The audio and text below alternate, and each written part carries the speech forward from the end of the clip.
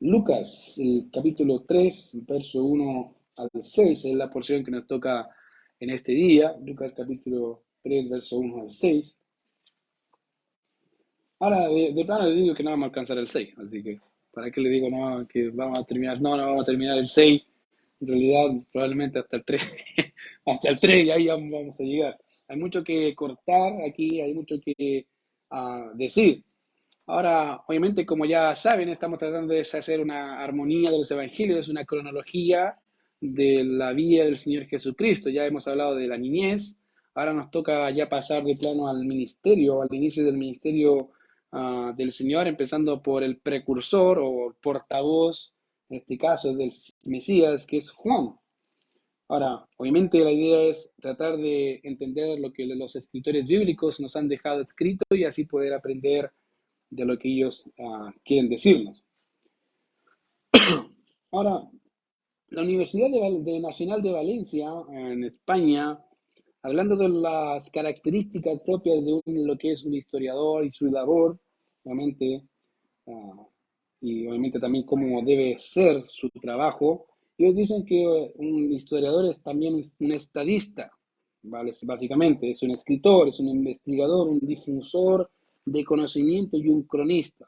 Y esos son básicamente lo que es un historiador. Uno se imagina un historiador como alguien que no hace nada. En realidad, un historiador como que lee, es lo único que hace, pero en realidad es mucho más que eso. De hecho, dentro de su labor está lo que es el recopilar información obtenida de distintas fuentes, lo que es también el trabajo de administrativo o trabajo arqueológico y docencia. En otras palabras, se recomienda que el historiador sea una persona no solamente que investigue o que esté asociada a algún museo, sino que también pueda enseñar a otros el conocimiento de la que la historia le ha arrojado. De manera que, obviamente, para ellos, todas estas características son propias de un historiador y son esenciales para él, para su trabajo. Ahora, si pensamos un poco de las características que se nos da de un historiador, en realidad Lucas las tiene todas. Lucas, en realidad, si ha leído el Evangelio de Lucas, y si no, le recomiendo que lo lea, va a notar que Lucas es súper detallista en muchas cosas que los otros evangelios no lo son. Trata de dejar registrados siempre los contextos, qué es donde se está desarrollando la historia, qué va a pasar, qué está pasando, con los ejemplos vamos a ver hoy día, qué va a pasar en el sistema político, qué está pasando en el sistema religioso, qué está pasando, cómo es la geografía, y de ahí recién relata la historia. Es muy propio de un historiador, y Lucas hace un buen trabajo con respecto a eso. En realidad, la gran mayoría de los teólogos están de acuerdo que Lucas refleja muy bien un trabajo, diríamos, de primera fuente, en el caso de Lucas, preguntando a las personas que ya todavía estaban con vida acerca de la vida del Señor Jesucristo. Entonces, Lucas, como dije, proporciona los acontecimientos de sus narraciones y también el contexto, su trasfondo y qué es lo que quiere enseñarnos. Por ende, obviamente, lo que hace es prepararnos o hacer los preparativos de la venida y entorno del Mesías. Y eso es lo que vamos a ocuparnos en ese tiempo. Vamos a hablar un poco de los preparativos de la venida del Mesías y su entorno. ¿Cómo era el lugar donde el Señor no solamente se crió, sino donde el Señor empezó su ministerio?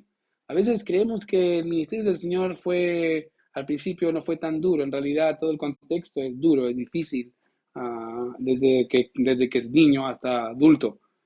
Y obviamente hay que entender un poco su contexto. Entonces, lo primero que vamos a ver es el contexto político. Ahora, los primeros versos de Lucas, obviamente en el capítulo 3, como ya hemos visto en otras ocasiones del Evangelio, Lucas lo que hace es establecer el contexto político religioso de la época, como les mencioné, y en donde se desarrolla la historia de Juan. Obviamente el ministerio, al inicio del ministerio de Juan el Bautizador. ¿Ya? Obviamente para ayudarnos a entender lo que estaba pasando en el momento y cómo esto influencia, obviamente, en la comunidad de ahí entonces. A veces cuando hablamos o se habla o de filosofía o de temas así, uno trata de seguir la idea, pero esa idea va acompañada de un contexto, por qué se dijo lo que se dijo, por qué se pensaba lo que se pensaba, qué estaba pasando en ese contexto. Entonces todo eso involucra, obviamente, la interpretación de la historia. Y Lucas lo que va a hacer es narrarnos obviamente las influencias políticas que había en ese entonces y cómo eso influenciaba también la parte religiosa y de alguna manera diríamos un antagonismo al aparecer el Juan. Juan es muy antagónico a todo el contexto, y imagínense que si Juan era antagónico, imagínense al Señor. Por eso los líderes religiosos de la época en realidad lo que no repudiaban a Cristo, no era algo grato para ellos, porque era muy distinto a lo que la época o su contexto demandaba. Entonces, lo que hace Lucas en el capítulo 3 verso 1 es establecer el contexto político. Miren lo que dice ahí.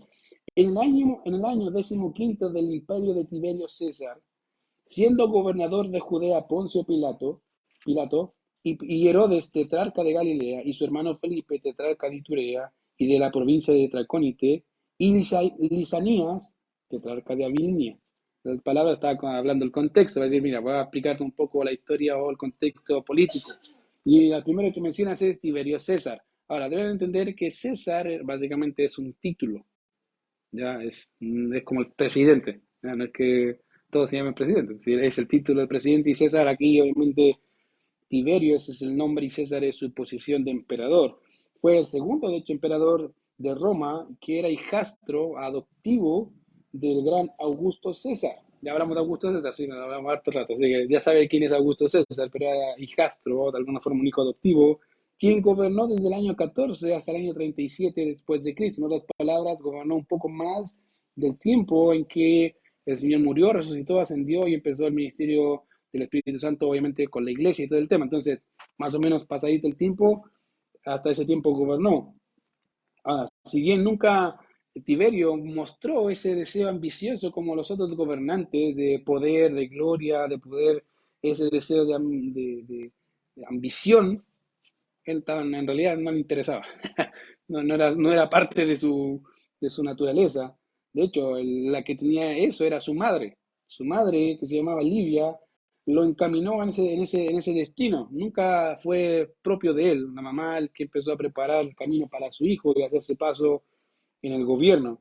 Si bien Gallo y Lucio, que eran nietos de Augusto César, fueron preparados por el mismo Augusto para poder encaminarlos a gobernar a la nación, ambos murieron. No piensen que lo mató Augusto, ya uno piensa, ya lo mató. No, no lo mató Augusto, en realidad, uno, Gallo murió en batalla, mientras que Lucio murió de una enfermedad. Ya, entonces, fueron, digamos que muertes naturales, no lo mandaron a matar. Ya, entonces ellos murieron y de alguna manera lo que pasó con este hombre llamado Tiberio fue obligado a casarse con una mujer para poder acudir al poder. Entonces se lo obligó.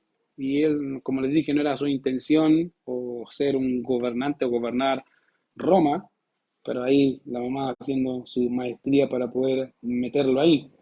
Ahora, eso le abriría paso para que el trono, obviamente le abría paso para el trono y siendo adoptado a la edad de 40 años. Dijo, mira, se ha adoptado a 40 años. Sí, en Roma se ha adoptado a cualquier edad. Si tú tenías 40, te podía adoptar como mi hijastro. Eso era en Roma. Ya, no algo dice, voy a dejar que me adopten. No, querido. Eso acá en este contexto nuestro no se adopta. A los 40 años menos, ya tiene que trabajar. ¿Ya? Aquí adoptaban, bueno, a los 40 años fue adoptado por Augusto y obviamente eso significaba que Tiberio gobernó la última mitad de la vida de Jesucristo, hasta un poco más de su muerte y la predicación de Pedro en Hechos 2 y 4. Entonces, como le dije, si bien tenía, de hecho, él mismo se desterró en más de una ocasión, dijo, ya me voy, me aburrió. Ahora, ¿y qué era bueno a Tiberio? Tiberio era bueno en lo que era dirigir tropas. Eso es lo que le gustaba, era su deseo. De ser diríamos, como un prefecto militar de alguna forma, pero la mamá no quiso eso y lo caminó, como les dije, a ser César. Ahora, ese es el primer dato que nos da, en este caso, Lucas, y asertivo, en el tiempo ya del Señor Jesucristo, año 28, 29 por ahí, donde empezó el ministerio del Señor, junto con el de Juan, Tiberio estaba gobernando. El segundo que se menciona, bien conocido para nosotros, es Pilato, ¿ya? Aunque poco se sabe de Poncio Pilato, de hecho históricamente no se sabe mucho, muy poco los datos, lo que se ha encontrado son monedas acuñadas con la inscripción de su nombre. Por eso se dice, ya, Poncio existió, es verdad, sí, pero son pocos los hallazgos que hay de este hombre. Una son las monedas y otra es posiblemente a la base de una posible estatua que hizo en su nombre. Más allá, estamos los registros básicamente de la Biblia y para de contar prácticamente, no hay mucho.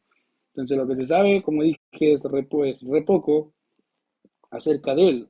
Ahora, sobre su origen o el origen de su nombre, se especula que proviene de una familia plebeya de Roma llamada Ponti, por eso es Poncio. Entonces no se sabe más. Y ahí empiezan las especulaciones, pero básicamente eso lo que hace con Poncio Pilato fue que sucedió a Valerio Valerio Grato se llama en el año 26. Si bien había garantizado a los judíos que practicaran su religión, él de alguna forma practicaba, comillas, la religión judía, entre comillas, porque en realidad no era tan devoto, pero lo dejaba vivir en paz a los judíos sin ningún problema. Ya Milón describe a este Poncio Pilato, lo describe de la siguiente manera, dice que era un hombre inflexible, testarudo y de disposición cruel. O sea, tenía esa flexibilidad, pero cuando tenía que poner mano dura, la ponía, ¿no? Y no se complicaba. ¿Ya? Era gobernante romano. Imagínense si el César en ese tiempo, Augusto, era cruel, uno más en la lista, no es tan anormal. De hecho, el anormal era Tiberio. César era bastante raro porque no era tan cruel como los otros, o como Calígula. No sé si han escuchado de él, ¿cierto? La historia de la historia universal. Calígula es uno de los más conocidos por su crueldad, junto con Nerón. Esos dos eran amigos, pero por la maldad, malo. Entonces, en este caso, ah, Poncio Pilato, si bien durante los años que gobernó fue un hombre con capacidad de gobernar, fue acusado de crueldad, injusticia y maltrato, y eso se debió a su régimen nacionalista y fuertes disputas por el poder que siempre hubieron. Querido, deben entender que la política en Roma era así. O sea, cada uno tenía que estar cuidando de la espalda. No era como ahora, que uno dice, ya es político, no le puedo hacer nada. No, ahí sí. Ahí era como, eres gobernante, prepárate a morir en cualquier momento. Siempre tenías que estar cubriéndote la espalda de alguna forma porque alguien quería tu poder y quería matarte. Entonces, de alguna forma, esas eran como las reglas, diríamos, las jugadas que se hacían en ese tiempo. Junto con él aparece otro que es Herodes. Ya, este era hijo de Herodes el Grande. Ya, no es Herodes el Grande, porque Herodes el Grande ya murió. Era hijo de Herodes el Grande y Maltase, que era su madre, hermano menor de Arquelao, educado en Roma y que obtuvo de Augusto el gobierno de Galilea y Perea. Si bien se le llama rey en algunos textos, se le llama rey de forma popular, ah, en las monedas generalmente que se han encontrado, cuando se van a encontrar monedas que dice Herodes. Es como el registro, no hay mayor. Uno dice Herodes el Grande, no, Herodes es el hijo de Herodes, que tiene el mismo nombre, ¿ya? Y por otro lado, para poder distinguirlo de su padre, ya para poder hacer esa diferencia, lo va a encontrar como Herodes Antipas. Dice, él es, sí, es Herodes Antipas, se le llama Herodes, pero es el hijo de Herodes el Grande.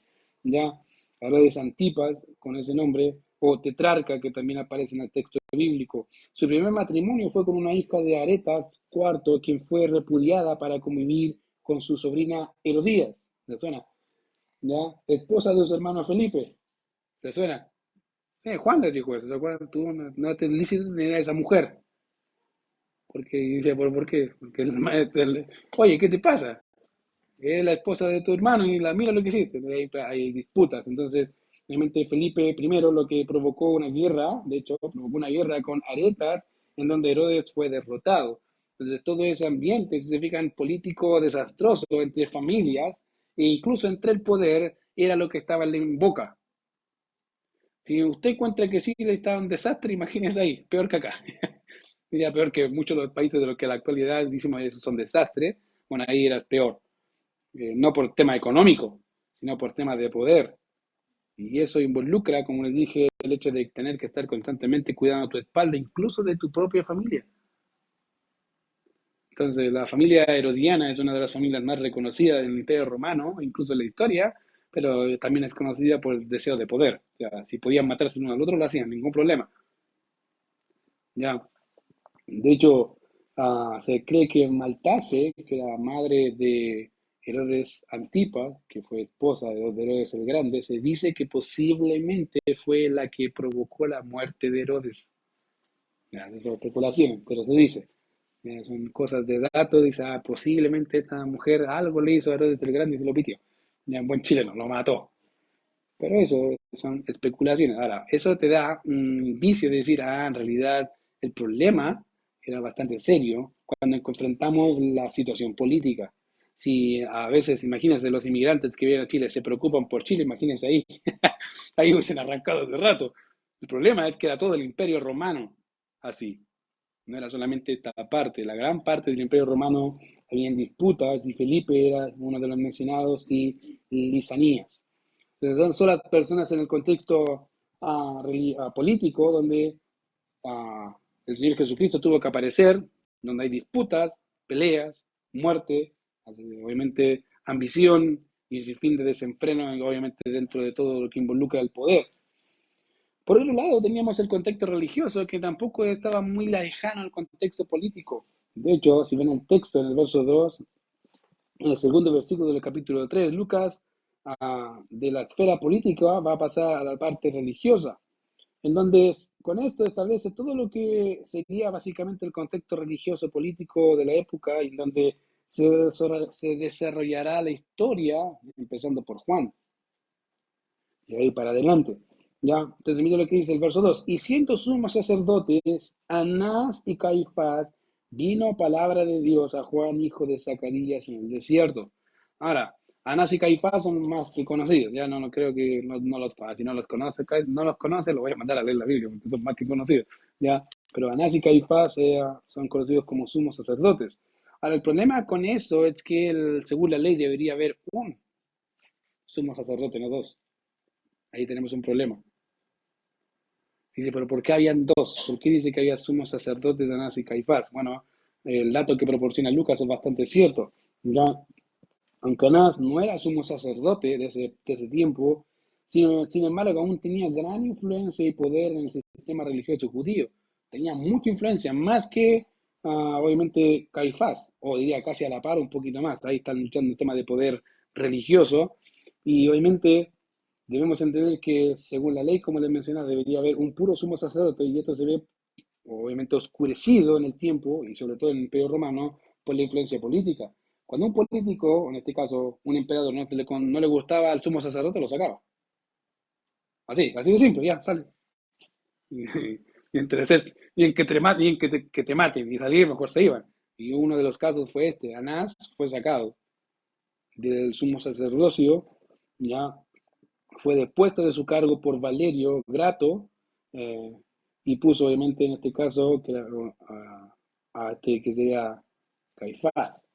Entonces, para el contexto ya del Señor, de Juan, había esta disputa de poder, no solamente política, sino también religiosa, donde tenemos dos sumos sacerdotes ocupando el mismo puesto, aunque uno no de forma legal. En este caso, si vamos según la ley, Caifás no era legal según la ley porque teníamos a Anás, y ahí está el problema de la división con el pueblo. Muchos en el pueblo consideraban a Anás como el verdadero sumo sacerdote, recordando obviamente que la ley decía que el sumo sacerdocio era hasta que moría. ¿Se acuerdan? Aarón moría y pasó a su hijo, y así era el sumo sacerdocio. En este caso no era así. Lo sacamos, no me gustó, no, me caíste mal, fuera, chao. Entonces ahí lo que generaba en el pueblo, y lo que generó en el pueblo, es esta división de poder religioso, donde tenemos por un lado a Anás con gran influencia y con sus seguidores, y por otro lado tenemos a Caifás también con su gran influencia de seguidores. Entonces ahí ya tenemos una ruptura política grande.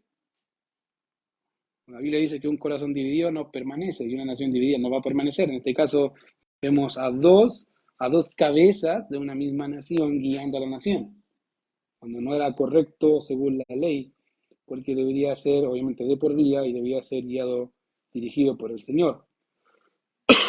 Ahora, Caifás, por otro lado, era interesante lo que se describe de él, era ambicioso.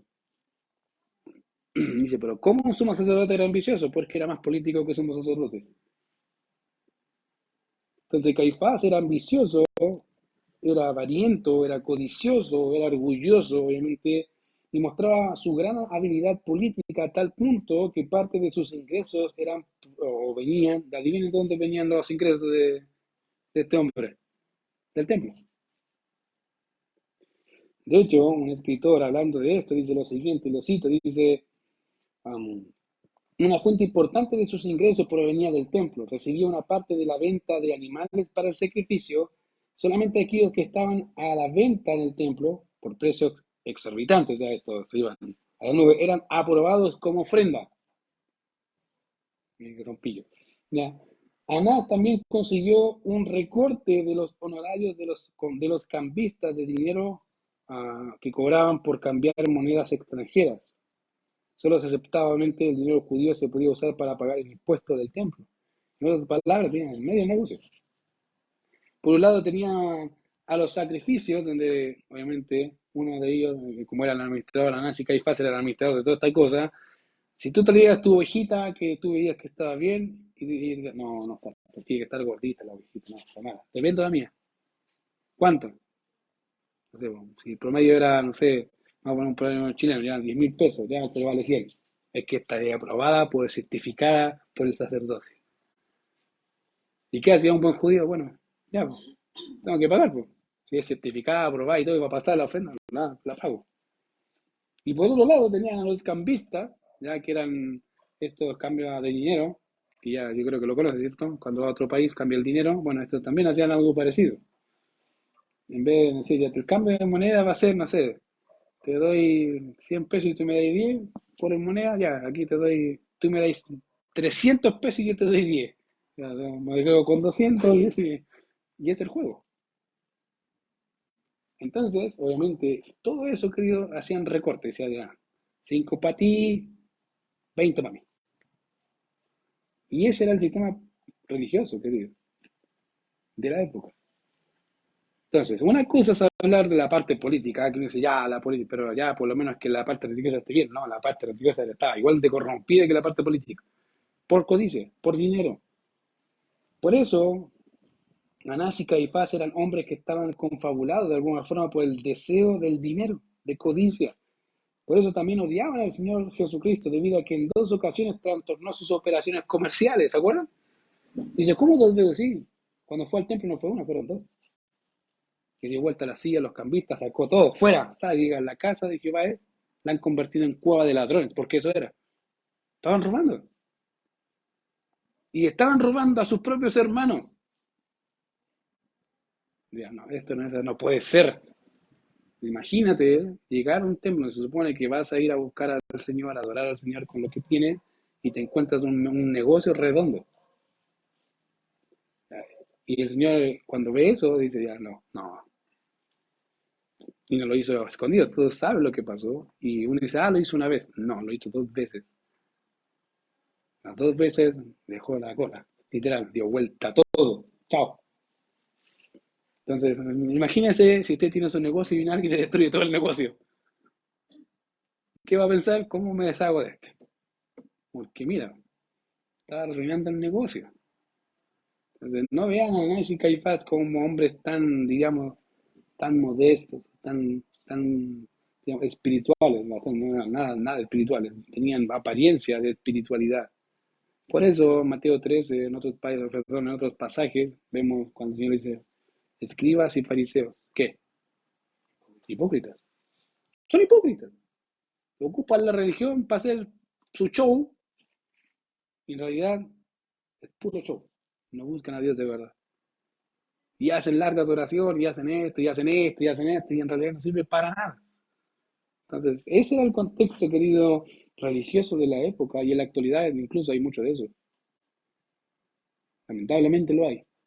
Hay iglesias donde obviamente no se predica Biblia y donde hacen más show que Biblia. No hay Biblia.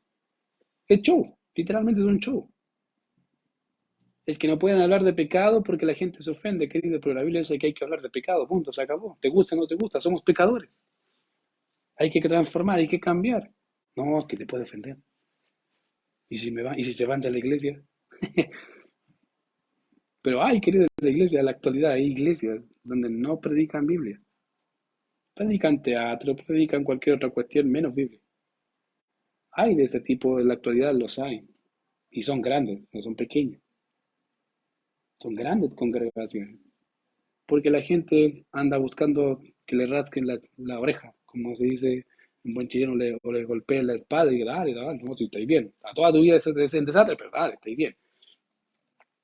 Bueno, ese contexto no fue solamente del tiempo del Señor, sino incluso de nuestros tiempos. va a haber iglesias así, donde no se predica la palabra. Entonces, ese es el contexto político y religioso. Ahora, pasemos un poco al plano geográfico para entender un poco el ministerio de Juan. Uno empieza Juan, pues está en el río Jordán. Bueno, en realidad no es solamente el río Jordán, ¿ya? Lo que Lucas nos propone es que Juan estaba en el desierto. Si se fijan ahí, capítulo 3 dice, verso 2, y siendo sumos sacerdotes Anás y Caifás, vino de palabra de Dios a Juan, hijo de Zacarías, ¿a dónde? En el desierto. O sea, básicamente el contexto de Juan no era un contexto muy lindo, era desértico. A decir, aún dice el desierto de Atacama, no, de hecho el desierto de ahí era el desierto, literal, más inhóspito total, ¿ya? Ahora, el desierto de Judea, que está ahí, el desierto básicamente equivale a 1500 kilómetros cuadrados, eso es, y se ubica más o menos a una altura de 1000 metros de altura, sobre el nivel del mar. Se extendía desde la región de montañosa de Judea, en lo que sería el occidente, hasta las orillas del Mar Muerto. ¿Ya? Entonces, para que entiendan, básicamente hay dos ríos. ¿Ya? El río Jordán que es así, arriba está el Mar de Galilea, el Mar Muerto está abajo, para la mano derecha está todo lo que es el desierto y para el lado izquierda está Jerusalén, ¿ya? Al lado del Mar Muerto, para que entiendan un poco. Si tienes un mapa en su Biblia, generalmente la Biblia atrás está en un mapa, va a anotarlo ahí. Va a decir, mira, sí, atrás sale está el río al medio, y arriba hay un mar, que es el mar de Galilea, abajo está el mar muerto, y se le llama mar muerto porque no hay vida en el mar. Ya, ahí abajo, y justo más o menos al ladito del mar muerto, cerca de ahí está Jerusalén, y todo para el otro lado es el desierto. Entonces, obviamente, eh, en la región montañosa de Judea, en el que es el occidente, hasta las orillas del Mar Muerto en el oriente, y al norte en lo que es el valle del río Jordán. Ya era un valle, obviamente que por el río podía tener vida, un poco de vida, pero ahí estaba. Y ese fue el lugar donde Juan se desarrolló. Algunos han dicho que Juan después se fue y era parte del Qumran. Ni idea. Puede ser como no puede ser. No hay muchos datos sobre eso. Lo que sí se sabe es que Juan, posiblemente debido a la edad avanzada de sus padres, ¿se acuerdan? Que era Zacarías. Zacarías era viejo, era anciano, junto con su esposa Elizabeth. Lo más seguro es que quedó huérfano. Y se crió solo prácticamente. No hay mayor datos. Por eso digo que puede ser una probabilidad. Y se fue al desierto a estar ahí y prepararse. Hasta el que el Señor lo encomendó, lo llamó. Dice, vamos, te toca. Tienes que entrar en escena. Entonces, obviamente, lo que llevó a Juan a tener una vida solitaria. Y es en ese lugar donde se nos dice que a Juan le vino palabras del Señor. En el desierto estaba Juan, probablemente en su día a día, y vino obviamente el Señor a encomendarlo. Ahora es interesante notar que Juan, imagínese una persona que no trata con mucha gente. Generalmente dice uno cuando ve que hay personas que no tratan con mucha gente o no tienen esa capacidad de tratar con mucha gente, no son muy amigables que digamos, son fríos, o sea, ya te dicen la cosa, te gusta, y no se complican, dice, pero si no te dije mal, te dije bien, pero sonó mal, no. El otro no se complica, ándate para allá. Bueno, imagínate a Juan más o menos así, un poco tosco de carácter, directo, obviamente, y sin tapujos, o sea, no es de la gente que te va a zombar el lomo y nada, es una persona en realidad bastante seria y dedicada al Señor. Entonces, dice ahí que vino palabra de Dios a Juan. Ahora, la idea de Lucas, aquí cuando dice que vino palabra de Dios a Juan, parecía ser que ah, lo que hizo Dios fue encomendar a Juan. Y ya Juan, te toca entrar en escena. Y de hecho, si ves el Evangelio de Juan, primeros capítulos, va a notar que Juan entendía que había sido encomendado por Dios. Mira, ¿a qué viniste? ¿Se acuerdan? ¿Quién eres tú? Le preguntan. ¿Eres tú el profeta? No. ¿Eres tú Elías? No. ¿Quién eres? Yo soy la voz que clama en el desierto. Preparar el camino del Señor, enderezar sus sendas. Lo allanado se endereza y empieza a hablar. En otras palabras, decía, yo sé a lo que vine. Dios me mandó a hacer una labor y la voy a cumplir. Y en ese sentido, fíjense, la labor era enderezar lo torcido, lo voy a hacer. A preparar el camino para el Señor, lo voy a hacer. ¿Por qué? Dios me mandó. Y si no te lo impide, no me importa, lo voy a hacer igual. Las palabras, era un hombre bien decidido, sabía su responsabilidad y entendía perfectamente lo que Dios le había encomendado. Por eso le digo, hay gente, uno diría, Juan era cariñoso, era así, uno se nota así como muy amigable a Juan. No, no, no, no, Juan iba a hacer su labor y se acabó.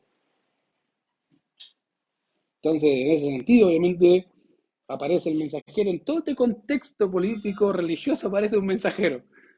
¿Cómo? Entonces, imagínense, tenemos la política, desastre. Religión, desastre. Y aparece un hombre totalmente antagónico a las no a las costumbres, sino al tema político religioso de la época y le empieza a decir en su cara el mensaje. Y fíjense lo que dice ahí en el verso 3 de Lucas 3, dice, y él fue por toda la región contigua al Jordán, predicando el bautismo del arrepentimiento para perdón de pecados. Entonces lo que hace Juan, básicamente, es predicar el bautismo de arrepentimiento para perdón de pecados. Eso es lo que hace. Ahora, la predicación de Juan no fue obviamente una predicación aislada del desierto donde nadie la escuchaba, no, en realidad fue una predicación proclamada a toda voz. Todos lo conocían. Era como, diríamos, como estos predicadores itinerantes que van por todo Chile predicando. Y no importa lo que piense la gente. Bueno, Juan era así. Iba por toda alrededor del Jordán predicando. Entonces, de tal manera que la gente lo escuchaba y decía, ¿qué onda? ¿Quién es él? ¿Quién es él? ¿Quién es este hombre? Entonces, él fue proclamando y predicando, obviamente no diríamos que calladamente o en un lugar aislado, sino a viva voz.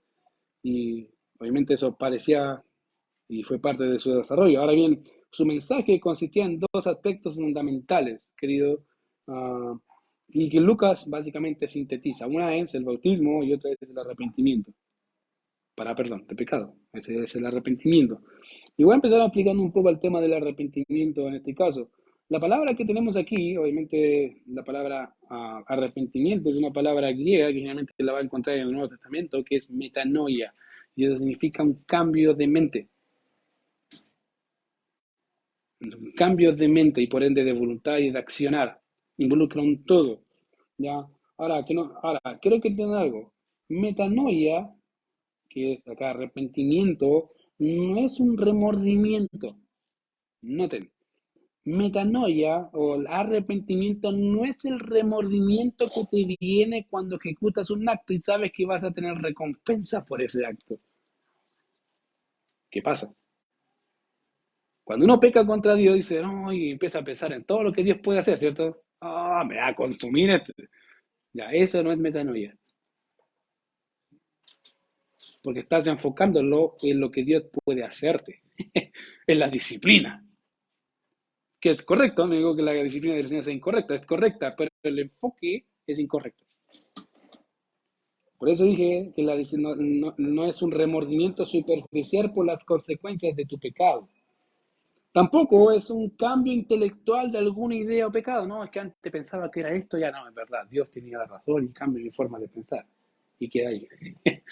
No, eso tampoco es metanoia, eso es un cambio intelectual nomás. Metanoia involucra, obviamente, en primer lugar, involucra o lleva en sí la idea de un volverse a Dios de forma radical. Ese es el punto. Es que no es que me duele el hecho de saber que voy a tener consecuencias. No es el hecho de que me duele el hecho de que, no sé, entiendo el concepto de que estaba mal. Me duele porque pequé contra Dios. Eso me duele. Eso es metanoia. Si se lo puedo poner un ejemplo gráfico con David, él dijo, contra ti, solo es pecado. Y uno puede decir, pero pecaste contra Betsabé, sí, pequé, pero eso es secundario. Yo realmente lo que me duele es que pequé directamente en contra de aquel que me dio la vida, que me hizo rey y que estoy aquí. Me podía haber matado. Contra él pequé, contra el santo de los santos. Ya, eso es metanoia. No es enfocarse en los resultados, sino en a quién ofendo. Esa es una de las ideas. Como dije, es un volverse a Dios de forma radical y por ende dejar el pecado. Porque entiendo que ofendí a Dios. Y eso me duele y quiero cambiar. No quiero volver a hacerlo. Porque sé que está mal y sé que Dios está así tan bueno y no quiero ofender a Dios. Y cambio. Ahora, a veces la gente me pregunta, ¿y qué pasa cuando digo que me arrepiento y no me arrepiento? Entonces no te arrepentiste. Sentiste remordimiento, algunas de esas cosas que siempre pasa, ¿cierto? Oh, qué puta, es que yo soy tan pecador. Y uno dice esas cosas, yo soy tan pecador y pobre de mí. Y eso se llama autoconmiseración, no se da ni cuenta que está pecando de autoconmiseración, diciendo, pobre de mí, pobre, miserable pecador, pero no hay ningún cambio. ¿Por qué? Porque no entendiste lo que es metanoia, que es un cambio de actitud hacia tu pecado, porque ofendiste a Dios y necesito cambiar ya. Eso es. Y dice, pero a veces me cuesta, esa es la idea, querido. La cosa es, ¿por qué te cuesta? A veces es porque no quieres ayuda, y eso es orgullo. A veces porque no quieres involucrar a otro, que tampoco es orgullo. Querido, a veces camuflamos muchos pecados con frases tan normales para nosotros, pero en realidad puede reflejar cierta actitud pecaminosa, donde añado, en vez de ayudarme, me añado más pecado ya a mi pecado. Entonces, como dije en otras palabras, es el repudiar la antigua manera de vivir para vivir una vida nueva, querido. Eso es. Y de hecho en el Antiguo Testamento vemos esa realidad. De ejemplo, Isaías 55, versos 6 y 7, mira lo que dice ahí. Isaías 55, 6 y 7, los judíos sabían el texto, mira lo que dice. Buscad a Jehová mientras pueda ser hallado. Llamadle en tanto que esté cercano. Deje de impío su camino y el hombre inicuo sus pensamientos. Y vuélvase a Jehová, el cual tendrá de él misericordia. Y al Dios nuestro, el cual será amplio en perdonar. Vuélvase, cambie. Vuélvase de su forma de vida, cambie su forma, vea las cosas de otro punto de vista, cambie, cambie, cambie, eso es, vuélvase de su camino, deje de vivir como está viviendo. En el Nuevo Testamento hay un texto más, uno de los textos más conocidos, pero creo que a veces no tan profundizados y entendidos. De modo que si alguno está en Cristo, ¿qué es? Las cosas viejas siguen, ¿cierto? No, las cosas viejas, ¿qué? Y aquí todas son, querido. Si tú me dices que, hermano, es que yo era así, bien dijiste, eras así, ya no puedes ser así. Entonces, ¿qué hago? Lucha con tu pecado. ¿O te gusta ofender a Dios? No me gusta, entonces, ¿qué hago? Deja de alimentar tu pecado. Querido, Pablo graficó muy bien la lucha espiritual de un creyente. El creyente lucha con su pecado. Si tú ya no estás luchando o nunca has luchado con tu pecado, entonces preocúpate. Porque puede ser que nunca fuiste creyente y crees que eres creyente y eso es el problema. Y te justificaste diciendo, no, es que las consecuencias y nunca te entendiste lo que es el cambio real y radical de un corazón que entiende su condición. El mensaje de Juan, querida, decía, arrepentíos. De hecho, lo vamos a ver. Cambien. ¿Pero cuándo? Ahora cambia, no mañana, no pasa, ahora. Hoy, ¿cuándo pecaste? Ahora cambia. No puedes cambiar mañana porque eso significa que no te entendiste el mensaje. Estás jugando con el mensaje y Dios te va a demandar consecuencias. Querido, yo lo he dicho más de una vez, yo prefiero que alguien de aquí me diga, ¿sabes que no soy creyente ahora? Que después de muerto te des cuenta que nunca lo fuiste. De verdad. Por eso Pablo, yo creo que de alguna forma puede haber pensado lo mismo cuando le dice a los corintios, analizaos si estáis en la fe. Probaos. Pruébense. Pruébense ustedes, no soy creyente, no soy creyente. A ver, tengo pulso de creyente, vivo como creyente, hago como... Parece que no.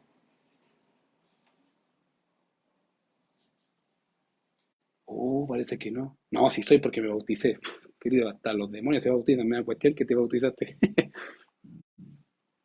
¿Cuál es el problema con bautizarte, querido? El bautismo no hace creyentes. El bautismo es un reflejo de algo de un creyente hacia afuera, pero tú eres creyente de adentro hacia afuera, no de afuera para adentro. Levantar la mano por hacer una confesión de oración no te hace creyente, querido. Lo que te hace creyente es creer.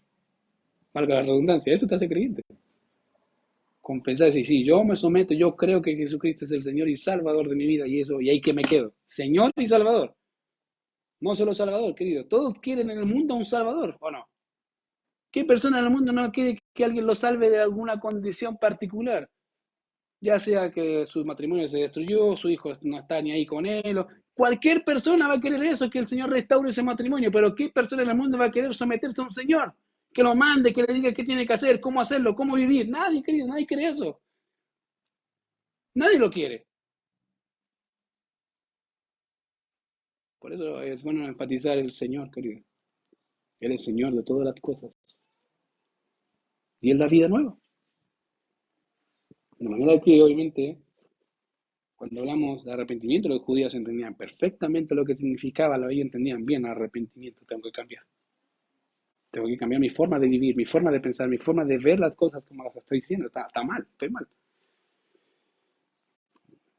En otras palabras, queridos, el arrepentimiento genuino nace de Dios, dado al hombre para que éste pueda ver su condición deplorable, miserable y muerta ante los ojos de Dios, y así éste pueda volverse de los ídolos al Dios vivo y verdadero.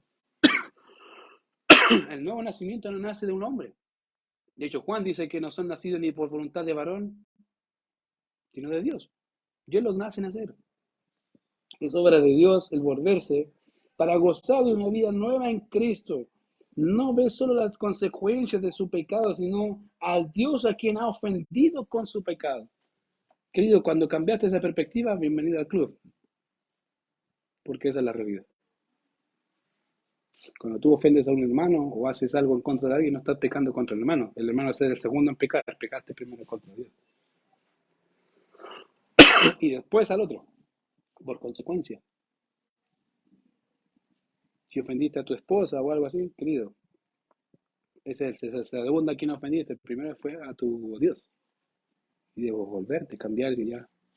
Cambio. Voy a esforzarme por no hacerlo más. Querido. Y la idea es esforzar. Voy a ser enfático.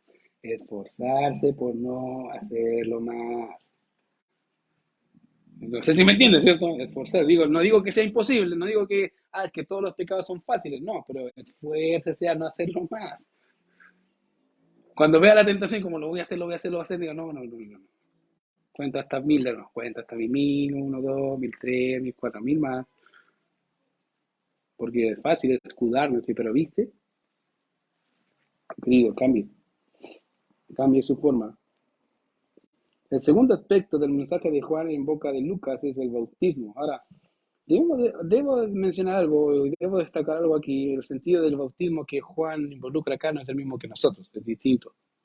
Ya, para el judío, en el judaísmo, no existe el bautismo. Y él está predicando a judíos, así que olvídese que el mismo concepto nuestro de que es la muerte, sepultura y resurrección del Señor. Eso lo hacemos nosotros, ese es el concepto nuestro del bautismo. El concepto de Juan no es el mismo que nosotros. Como le dije, en el judaísmo no existía el bautismo. Los únicos que se bautizaban en el judaísmo eran gentiles, que querían hacerse judíos. Eran los únicos.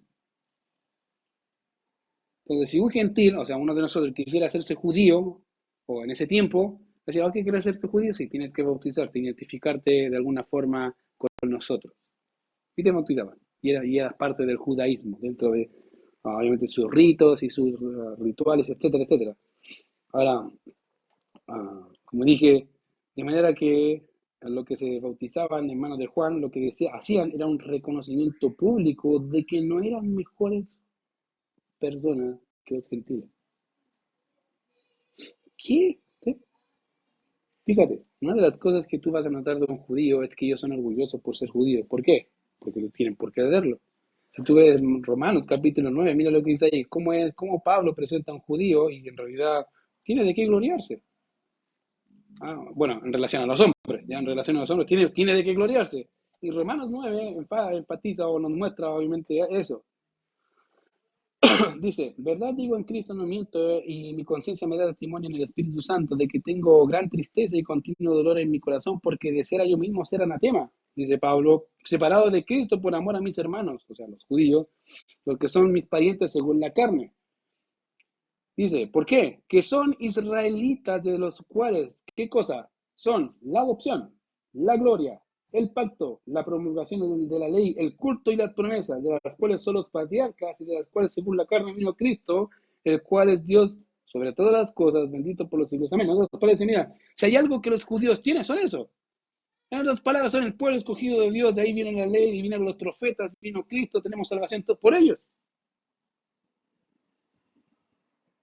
Entonces, imagínate, los judíos entendiendo eso, los judíos, queridos, son naciones, ellos entienden esa realidad, la entienden perfectamente. Son orgullosos de los que son judíos como tal, no israelitas, israelitas son de la nación de Israel, sino que los que son judíos, los que son de la religión judía, entienden perfectamente lo que significa ser un gentil, un desechado, alguien que Dios no ha mirado porque somos repudiables. Pero ellos son el pueblo escogido de Dios. Entonces imagínate eso, cuando de repente llega este hombre y los hombres empiezan a bautizarse, en otras palabras, lo que están diciendo los mismos judíos, no soy mejor que este gentil. Soy de la misma calaña, igual que pecador, y necesito cambiar. El bautismo que se hacía a los judíos, a los gentiles, como parte, para hacerlos parte del judaísmo, cuando Juan hizo el bautismo de arrepentimiento, reflejaba exactamente eso.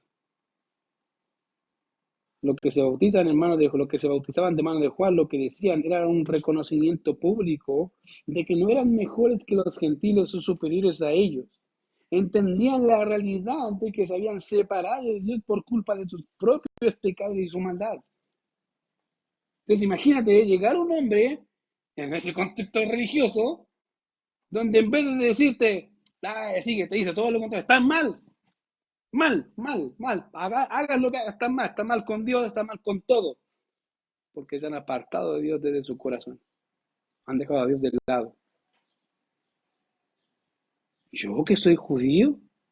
¿Sí? ¿Tú que eres judío? Estás mal. Y los hombres que se dan cuenta, la Biblia dice que muchos se fueron bautizados por Juan. Pero si te das cuenta en el relato bíblico, ¿cuántos siguieron las pisadas de Juan? Fueron pocos. Uno de ellos fue Felipe. Cuando Juan dice el texto más adelante, que viene al Mesías y Juan lo bautiza, el bautizador le dice, he aquí el Cordero de Dios, que quita el pecado del mundo. Felipe dice, permiso Juan, me voy. Y lo siguió. Perdón, Felipe. Y lo siguió. Pero si te fijas de la gran multitud que se bautizó, pocos siguieron a Cristo. Y decían, arrepentir. Querido, el arrepentimiento real se va a notar. Tú puedes ver la profesión que quieras, las 1000 veces que quieras, da lo mismo. Se va a notar, se nota, se ve, porque es algo que parte del dentro de tu corazón y que se va a reflejar. No es estática, es dinámica. Es algo, es un impulso del Espíritu Santo en tu interior de que empieza a transformarte tu vida de adentro hacia afuera. Es interesante. Y aquí los judíos entendían muy bien eso. Ahora, si pudiéramos volver al pasado y escuchar el mensaje de Juan, creo que eso nos ayudaría a entender esa realidad y la condición dispar entre los mismos judíos. De hecho, gracias al Señor que tenemos lo que Juan predicó, y no era muy amigable. De hecho, era lo menos amigable que había. Mateo capítulo 3, verso 1, que es paralelo al pasaje que estamos viendo. Mira cuál era el mensaje. Si te preguntan, ¿qué predicaba Juan? Bueno, ahí está. En aquellos días vino Juan al desierto, al bautista o el bautizado, al predicante en el desierto de Judea, obviamente. ¿Y qué decía? Y diciendo, arrepentíos porque el reino de los cielos se ha acercado.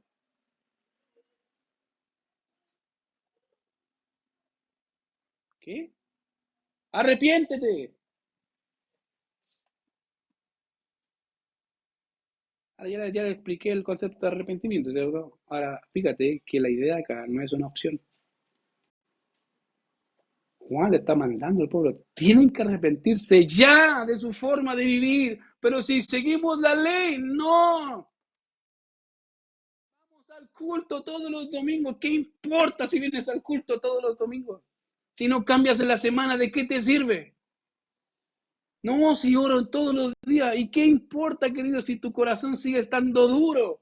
¿De qué te importa? No, es que doy ofrenda, ¿y qué le importa a Dios tu ofrenda, querido? Como si Dios necesitara de ti para mantener su iglesia. querido, eso es decir, arrepentido, cambia, cambia, ya, cambia. Y la pregunta es, ¿por qué? Porque el reino de los cielos está presente, acá. Ahora, aquí empezamos con un pequeño e interesante término, porque Mateo es el único que ocupa el término reino de los cielos. De los cuatro evangelios y de los tres evangelios sinópticos, Mateo, Marcos y Lucas, el único que ocupa el término reino de los cielos es Mateo. No lo ocupa ni Marcos ni lo ocupa ni Lucas. Ahora, si bien Mateo es el único que ocupa esa frase, Mateo también ocupa otras frases como el reino de Dios, el reino del Padre, pero mayormente, y de hecho lo encontramos en la expresión reino de los cielos 32 veces en el Nuevo Testamento y todas en Mateo, no hay ninguna más. ¿Ya? Por ende es uso exclusivo de él. Ahora, la referencia de esta expresión es única, de hecho es interesante. Ah, ¿Por qué? Porque la toma de Daniel capítulo 2, verso 44. Ahora quiero explicarle un poco Daniel capítulo 2, verso 44. Los que van a estar en escatología se los voy a explicar más detalle. ¿Ya? Así que no me pregunten ni qué dicen las imágenes. Se los voy a explicar ahí, no me preguntan. ¿Ya? El cual, ahora el que no está, puede preguntar, ningún problema. Los que yo sé que están, muy bien. Aguántese hasta diciembre por ahí. ¿Ya? Ahora, Daniel 2:44, básicamente su contexto, eh, en el que básicamente tiene que ver con Nabucodonosor, rey de Babilonia, en donde el rey tiene un sueño en donde aparece una imagen o una estatua. Y la estatua tenía diferentes materiales, ¿ya? Diferentes materiales. Y él decía, pucha, no sabía qué hacer, nadie podía decirle el sueño hasta que aparece Daniel. Y dice, déjame orar a mi Dios y te voy a decir, depende de lo que me diga mi Dios. Y Dios le da la revelación en sueño a Daniel y Daniel se lo interpreta a Nabucodonosor. Básicamente, la estatua su cabeza estaba formada de oro, la cual simbolizaba al imperio babilonio. Después tenemos lo que es um, el pecho y sus brazos, que eran de plata, que representan el imperio medo-persa. Luego está el vientre y los muslos, que eran de bronce, que representan el imperio griego. Y al final están las que son las piernas y los dedos de los pies, de la imagen que representa el imperio romano, que eran en parte de hierro y en parte de barro cocido, dice. Entonces, en todo ese contexto está este pasaje, y dice la revelación, dice que no, la última cosa que vio, aparte de la imagen, era una pequeña piedra que choca con la imagen y destruye toda la imagen. En otras palabras, arrasa con todos los reinos. Ya, en ese contexto está. ¿Ya? Entonces, después de que estos reinos aparecen, o aparece una piedra, como dije, cortada, no con manos, dice Daniel, que destruye la imagen o los reinos, y en ese contexto de los reinos es donde el Dios del cielo, levantará un reino que no será jamás destruido, según en el verso 44. Mira, avanza Daniel 2:44, Francisco, ahí. Dice, desmenuzará y consumirá, ahí está. Y en los días de estos reyes, el Dios del cielo levantará un reino que no será jamás destruido, ni será el reino dejado a otro pueblo. Desmenuzará y consumirá todos estos reinos, pero él permanecerá. ¿Para cuándo? Para siempre. Dale, ahí está. Entonces, esa es la idea, permanecerá para siempre. Entonces, de esta manera, la expresión el reino de los cielos, si se fijan en el verso 44 y 45, avanza el 45, dice ahí, de la manera que viste que los montes fue cortada una piedra, no con mano la cual desmenuzó el hierro, el bronce, el barro, la plata y el oro, el gran Dios ha mostrado al rey lo que ha de acontecer en lo porvenir y el sueño es verdadero y fiel, su interpretación de otras palabras va a ser así. Ahora, el concepto del reino del cielo, ahí está en el pasaje cuando dice el rey o el reino de los cielos, ¿va a venir a qué? A la tierra. Esa es la idea. El gran rey de los cielos, ¿qué va a hacer? Va a bajar y va a instaurar su reino acá en la tierra con los hombres. Y va a destruir a todos los otros reinos que habían. Entonces, de manera que la expresión el reino de los cielos hace referencia al reino de Dios en la tierra por medio de Cristo su Rey. ¿Juan sabía eso? Sí, sabía que Jesucristo venía al Mesías. No sabía quién era perfectamente. Y yo, ¿cómo sabes eso? Después te lo voy a contar cuando vayamos a la parte de esa parte, ¿ya? Pero mientras tanto, él no sabía quién era específicamente. Recuerden que él se fue al desierto, por lo tanto, no tuvo mucho contacto con Jesús. Probablemente hasta cierta edad y después desaparece del mapa y Jesús hace su vida en su tierra, Juan en su tierra, cada uno por su lado y en estricto rigor Juan no sabía muchos detalles de Jesucristo. Entonces, obviamente, como dije, el texto hace referencia acá al reino de Dios instaurado en la tierra. ¿Los judíos entendían eso o lo entendían? De hecho, lo esperan. Y esperan a su Mesías que venga a reinar sobre toda la nación y Israel deje de ser sierva de los reyes de esta tierra. ¿Por qué? Porque Dios prometió a Abraham tierra, descendencia y bendición. Esperamos la tierra. Descendencia, judío hay por todo el mundo. Bendición, bendecidos por donde sea, pero queremos la tierra.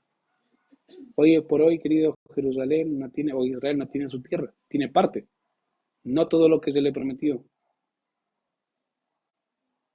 Y le esperan a su Mesías.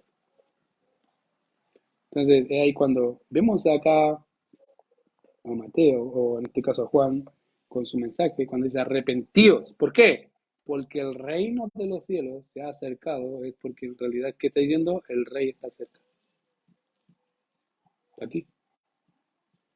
Su rey, su Mesías, viene. Pero fíjate interesantemente, querido, que el Mesías viene y lo que pide Juan es un cambio. Raro. Se supone que la nación tiene toda la promulgación de la ley, edicto, las promesas y todo está ahí. Pero a pesar de eso, Juan le dice, cambien. Querido, en la actualidad podemos tener culto. De verdad, podemos tener culto lunes, martes, miércoles, jueves, viernes, sábado, domingo, los cultos que sea. Pero eso no asegura un cambio. Porque el cambio empieza por ti. Empieza de adentro hacia afuera. No empieza de afuera hacia adentro. Las influencias generalmente de afuera hacia adentro te ayudan, pero el cambio empieza de adentro hacia afuera. Dios tiene que hablarte a ti y te necesitas cambiar en esto. Déjalo, deja de vivir así. Cambia tu forma de pensar, cambia tu forma de vivir. ¿Por qué? El reino de Dios acercado, querido. Una de las cosas que a veces pienso y es, imagínate si el Señor viniera hoy día. ¿Cómo te encontraría? En realidad, podría decir si vivo arrepintiéndome todos los días, o justo hoy día no me arrepentí. Es que tenía tantas cosas que hacer en casa. Cuidar a los hijos, ir a trabajar, ir a la universidad, ir a estudiar, jugar. No sé, coloque las cosas que quiera ahí en la lista. Pero justo hoy día no alcancé a arrepentirme, ¿no? ¿Cómo esperamos al Señor? Y voy al tema de la conducta, querido. A veces somos muy parecidos a los judíos, más de lo que quisiéramos. Estamos tan influenciados por este mundo que no nos damos cuenta de que muchas de las veces perdemos el tiempo con cosas que no son importantes. Empezando por el Facebook, digamos que es importante, o el TikTok, ¿cierto? No son importantes. Pero hoy por hoy, queridos, esas cosas consumen nuestro tiempo. Y no digamos que es media hora. Ya media hora en alguno. A veces puede ser una hora, 2 horas, pero no tuviste tiempo para estar con tu Señor.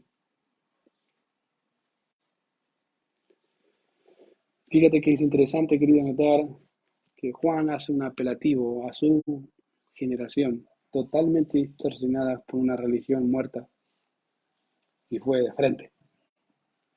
Arrepentidos porque el reino de los cielos se ha acercado. Mira lo que termina diciéndole, por si acaso. A veces me gusta pensar cómo pensaban los judíos. Mira lo que dice ahí en Mateo 3. Lo que estamos ahí para terminar. Mateo 3, mira lo que dice ahí. Ahí está. Pues este es de quien habló el profeta. Avancemos un poco. Verso 7 para adelantar un poco de lo que vamos a ver. Y al ver el que muchos de los fariseos y de los saduceos venían a su bautismo, le decía, ¿qué les decía? Ahora, Piense como lo decía él. No lo piense uno de esa generación. Así como bien lejos. Yo no creo que se lo haya dicho así. Lo más seguro que digo, generación de víboras. Oh, y, todo. Y no se lo hacía así calladito, que todos escucharan. Haced pues frutos dignos de arrepentimiento. Y no penséis decir dentro de vosotros mismos, Abraham tenemos por padre, porque yo os digo que Dios puede levantar hijos de Abraham aún de estas piedras, y ya también el hacha está puesta a la raíz de los árboles. Por tanto, todo árbol que no da buen fruto es cortado y echado en el fuego. Yo a la verdad os bautizo en agua para arrepentimiento, pero el que viene tras mí, cuyo calzado yo no soy digno de llevar, es más poderoso que yo. Él os bautizará en Espíritu Santo y fuego. Su aventador está en su mano, y limpiará su era, y recogerá su trigo en el granero, y quemará la paja en fuego que nunca se apagará. No sé si te gusta, no es motivacional, por si acaso digo, no es motivacional, esto no motiva a nadie. Motiva solamente una cosa, cambiar. Al que Dios ha tocado para cambiar, cambia. Querido, si estás luchando con un pecado, cambia. Tú puedes decir, no se puede, sí se puede. Tenemos todas las facultades para cambiar. No quieres cambiar, mejor asúmelo. No quiero cambiar, dice honesto con Dios, dice, Señor, no quiero cambiar, quiero ser así. Y sea honesto con Dios, dice, Señor, no quiero ser así. Y deja de jugar a ser cristiano, deja de jugar a esto, porque en realidad es mejor asumir lo que somos. Y decir, estoy luchando, quiero cambiar, pero estoy luchando. Es más fácil. Así el Señor trabaja más rápido. Nos duele, obvio, pero es mejor sufrir un poco y un instante, como dije, que vivir muriendo por la eternidad. Querido, si hay algo que necesitas cambiar, cámbialo. Por el bien de tu alma, cámbialo. Si hay algún pecado, a eso me refiero, que tienes que cambiar, cámbialo por el bien de tu alma. Porque eso no te va a dejar avanzar. No te va a dejar avanzar. Y si te has sentido estorbado muchas veces, es por eso. Porque a veces llevamos pesos, pero la gran mayoría de veces son pecados que no te han dejado avanzar como tú deberías avanzar. Piénsalo, medítalo. Vamos a orar, Señor. Señor, te damos gracias por este tiempo. Gracias por tu palabra, por ayudarnos, por exhortarnos, Señor, con ella a lo que es el cambio en realidad. Si bien Juan llamaba, exhortaba a la nación a un cambio radical, Señor, a volverse a ti. Señor, también nos llamas a nosotros día a día a cambiar, a volvernos a ti, Señor, con un corazón dispuesto, arrepentido, no por el remordimiento a las consecuencias o porque me siento mal, sino en realidad porque te hemos ofendido a ti con nuestro pecado y nuestra maldad, Señor. Ayúdanos, Señora, en esta lucha que a veces se hace tan dolorosa y tan dura para ver al final del túnel, Señor, ver la cruz de Cristo y volvernos a ti. Gracias por todo lo que has hecho, Señor, por amor de tu nombre en nuestras vidas y sigas trabajando y obrando de tal manera que podamos dar gloria a tu nombre cada día de nuestra vida, Señor, e incluso en nuestra muerte. Gracias por este tiempo en Cristo Jesús. Amén.